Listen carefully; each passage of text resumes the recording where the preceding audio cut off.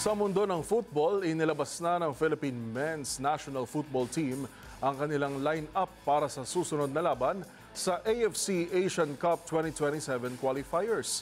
Ang mga manlalaro kilalanin sa report na ito. Inilabas na ng Philippine Men's National Football Team ang kanilang 24-man lineup para sa darating na laban kontra Tajikistan sa AFC Asian Cup 2027 qualifiers.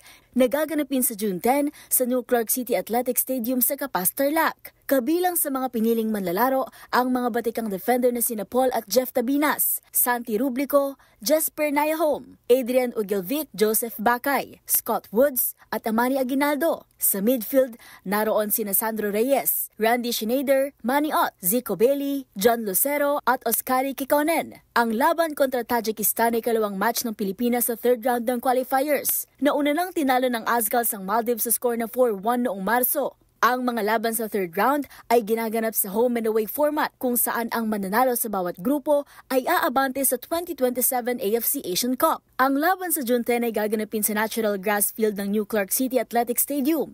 Ang stadium na ito ay ginamit din ng koponan noong laban kontra Maldives dahil sa rehabilitasyon ng artificial turf sa Rizal Memorial Stadium. Inaasahang magiging mahigpit ang laban kontra Tajikistan, nakasama rin sa grupo ng Pilipinas na kinabibilangan din ng Maldives at Timor-Leste. Ang mga susunod na laban ng Pilipinas ay kontra Timor-Leste sa October 9 at 14 at muling haharap sa Maldives sa November 18.